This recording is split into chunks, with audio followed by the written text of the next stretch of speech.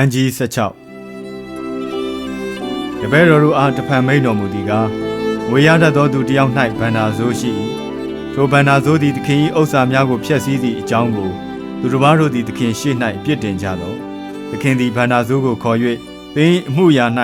ငါကြားရသောစကားကအဘယ်သို့နည်းဗန္နာဆိုးအရာ၌မှတ်သားသောစီးရင်ကိုပေးလော့ယခုမှစ၍ဗန္နာဆိုးမလုပ်ရဟုဆို၏ထိုအခါဗန္နာဆိုးကငါသည်အဘယ်သို့ပြုရမည်နည်းငါ၏သခင်သည်ဗန္နာဆိုးအရာကိုနှုတ်လေပြီလဲလှုပ်ခြင်းကမစွမ်းနိုင်သူတော်စားလှုပ်ခြင်းကရှက်ကြောက်၏ဗန္နာဆိုးအရာမှကြသည့်နောက်သူတို့ဘာတို့သည်မိမိတို့အိမ်၌ငါကိုလက်ခံစေခြင်းကအဘယ်သို့ငါပြုရမည်ကိုငါသိ၏ဟု၍စိတ်ထဲ၌ကြံစီပြီးမှသခင်၏ငွေရှိသောသူအပေါင်းတို့ကိုခေါ်၍ငါ၏သခင်ကိုဆက်ပေးရန်တင်၌ဘယ်များလောက်ရှိသနည်းဟုတယောက်ကိုမေးလျင်ထိုသူကစီခွက်1000ပေးရန်ရှိပါ၏ဟုဆို၏ဗန္နာဆိုးကလည်းသင်၏စည်ရင်ကိုယူ၍အတော့ထိုင်ပြီးလျင်အခွက်900ကိုရေးမှတ်လော့ဟုဆို၏ထို့နောက်အခြားသောသူကိုခေါ်၍ငါ၏သခင်ကိုဆက်ပေးရန်တင်၌ဘယ်များလောက်ရှိသနည်းဟုမေးလျင်ထိုသူကဂျုံစပါးအတင်း1000ပေးရန်ရှိပါသည်ဟုဆို၏ဗန္နာဆိုးကလည်းသင်၏စည်ရင်ကိုယူ၍အတင်း800ကိုရေးမှတ်လော့ဟုဆို၏မတရားသောထိုဗန္နာဆိုးသည်လိမ္မာစွာပြုသည်ကိုသခင်သည်ချီးမွမ်းလေ၏အကြောင်းမူကားလောကီသားတို့သည်မိမိတို့အမှုကိုဆောင်ရွက်ရာတွင်အလင်းသို့ရောက်သောသူတို့ထက်သာ၍လိမ္မာကြ၏တဖန်ငါဆိုသည်ကားသင်တို့သည်စုတေသောအခါအစဉ်မြဲတည်သောဗိမာန်၌သင်တို့ကိုလက်ခံလက်တန့်သောအဆွေရှိစေခြင်းကမမြဲသောလောကီစည်းစိမ်ကိုသုံးဆောင်ကြလော့အနေငယ်သောအမှု၌တစ္ဆာရှိသောသူသည်ကြီးသောအမှု၌လည်းတစ္ဆာရှိလိမ့်မည်အနေငယ်သောအမှု၌တစ္ဆာမရှိသောသူသည်ကြီးသောအမှု၌လည်းတစ္ဆာမရှိတို့ဖြစ်၍မမြဲသောလောကီစည်းစိမ်ကိုသုံးရတွင်သင်တို့သည်တစ္ဆာမရှိလျင်မှန်သောစည်းစိမ်ကိုသင်တို့၌အဘယ်သူအပ်မည်နည်းသူတို့ဘာအမှု၌သင်တို့သည်တစ္ဆာမရှိလျင်အဘယ်သူသည်အပိုင်ပေးမည်နည်းအဘယ်အစေခံမျှသခင်နှစ်ဦးအစေကိုမခံနိုင်သခင်တဦးကိုမုန်း၍တဦးကိုချစ်မည်သခင်တဦးကိုမှီခို၍တဦးကိုမခန့်မညာပြုမည်သင်တို့သည်ဖျားသခင်၏အစေကို၎င်းလောကီစည်းစိမ်၏အစေကို၎င်းမခံနိုင်ကြဟုမိန့်တော်မူ၏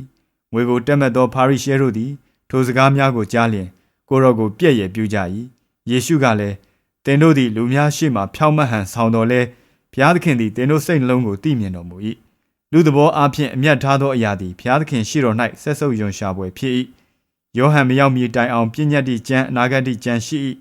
ယောဟန်လက်ထက်မှစ၍ဘုရားသခင်၏နိုင်ငံတော်နှင့်ရှင်သောဧဝံဂေလိတရားကိုဟောလျက်ရှိ၏လူများတို့သည်လည်းနိုင်ငံတော်ကိုအနိုင်ထက်ဝင်ကြ၏ပြည့်ညတ်သည့်ကျမ်း၌အငယ်ဆုံးသောဗိန္ဓုတစ်လုံးပျက်စီးလွယ်သည့်ထက်ကောင်းကင်နှင့်မြေကြီးပျက်စီးလွယ်၏အကျဉ်သူသည်မိမိမယားနှင့်ကွာ၍အခြားသောမိန်းမနှင့်စုံဖက်ခြင်းကိုပြု၏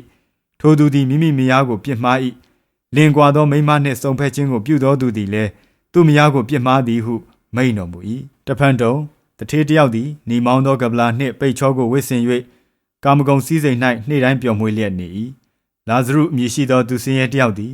တကိုယ်လုံး၌အနှစိမ့်ပေါက်၍တထေး၏စပွဲမှကျသောစနုပ်စပေါက်ကိုစားရပါစေဟုတောင်းတသောစိတ်နှင့်တထေးအိမ်တကားနားမှတုံးလုံးနေ၏ခွေးတို့သည်လာ၍အနှစိမ့်များကိုရက်ကြ၏တနေ့သ၌ထိုဆင်းရဲသားသည်တေလွန်၍ကောင်းကင်တမန်တို့သည်အာဗျံဟံရင်ခွင်သို့ပို့ဆောင်ကြ၏တထေးသည်လည်းတေလွန်၍တကြိုခြင်းကိုခံရလေ၏မရဏနိုင်ငံ၌ပြင်းစွာသောဝေဒနာကိုခံရလျက်မျှော်ကြည့်၍အာဗျံဟံကို၎င်းအာဗျံဟံ၏ရင်ခွင်၌လာဇရုကို၎င်းအဝေးကမြင်လျင်အိုဘအာဗျံဟံအကျွန်ုပ်ကိုကယ်မတနာတော်မူပါအကျွန်ုပ်သည်ဤမီလျံ၌ပြင်းစွာခံရသောကြောင့်လာဇရုသည်မိမိလက်ဖျားကိုရေ၌နှိပ်၍အကျွန်ုပ်ရှာကိုအေးစေခြင်းကသူ့ကိုအကျွန်ုပ်ရှိရာသို့ဆေလွတ်တော်မူပါဟုဟစ်ကြော်လေ၏အာဗျံဟံကလည်းငါသာသင်သည်အသက်ရှင်စဉ်အခါချမ်းသာရသည်ကို၎င်းလာဇရုသည်ဆင်းရဲစွာနေရသည်ကို၎င်းအောက်မေ့လော့ယခုမူကားသူသည်တက်တာခြင်းရှိ၏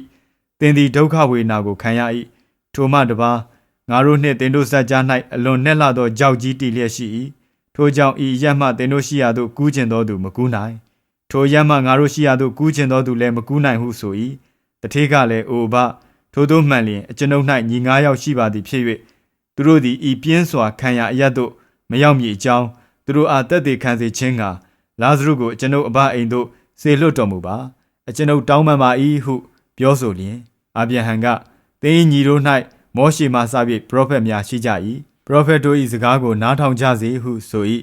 တထေးကလည်းမဟုတ်ပါအဘအာဗျံဟံသေသောလူစုတဲကတယောက်သောသူသည်ထမြောက်၍